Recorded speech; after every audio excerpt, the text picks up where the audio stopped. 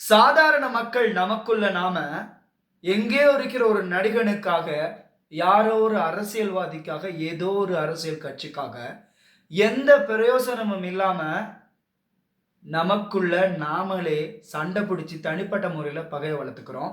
அரசியல்ண்டா என்னன்னு புரிஞ்சுக்காம. உண்மையான அரசியல்வாதிகள் யாருமே அவங்களுக்குள்ள என்னதான் மேடைகள்ல, எலக்ஷன் மேடைகள்ல திட்டிக்கிட்டாலும், ஏசிக்கிட்டாலும், நேருக்கு நேரா சந்திக்கக்குள்ள அவங்க அதையெல்லாம் காட்டிக்க மாட்டாங்க. அதுக்கு நல்ல உதாரணம் தான் நேத்து விஜய், மு.க. ஸ்டாலின், உதயநிதி ஸ்டாலின் எல்லாருமே கட்டிப்புடிச்சு அவங்களுக்குள்ள அவங்க வரவேற்றுக் கொண்டு ஒரு இடத்துல உட்கார்ந்து புன்முறுவலோட பேசிக்கிற அந்த வீடியோலாம் வெளியாகி இருந்துச்சு. ரசிகர்கள் இல்லைன்னா ஆதரவாளர்கள் சொல்ற நாம நமக்குள்ள எப்படி நடந்துக்கோமா, பக்குவமா, பணிவோட, கொஞ்சம் புத்தியோட, யோசனையோட நடந்துக்கோமான்னு கேட்டா அது கேள்விக்குறிதான்.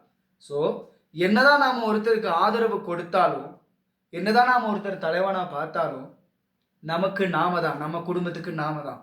நம்ம எல்லாருமே நம்ம குடும்பத்துக்கு நம்மள நம்பிக்கிறவங்களுக்கு இல்லைன்னா நம்மளோட எதிர்காலத்துக்கு என்ன பண்ணிருக்கோம்னு யோசிக்கணுமே தவிர, யாரோ ஒருத்தருக்காக சண்டை பிடிச்சு பகையை வளர்த்துக்கிறதால எந்த பிரயோஜனமும் இல்லை. ஏன்னா அரசியல்ல எந்த நிரந்தர எதிரியும் இல்லை, நிரந்தர நண்பனும் இல்லைங்கிறது உண்மைதான். அது அவங்களுக்குள்ள அரசியல் யுக்திகள்லாம் வேற மாதிரி இருக்கும்.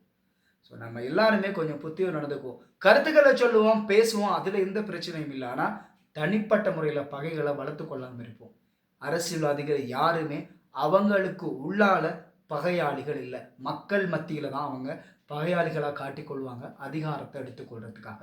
அரசியலுங்கிறது வேற, உண்மையான வாழ்க்கைங்கிறது வேற. நமக்கான வாழ்க்கையை நாம வாழுவோம்.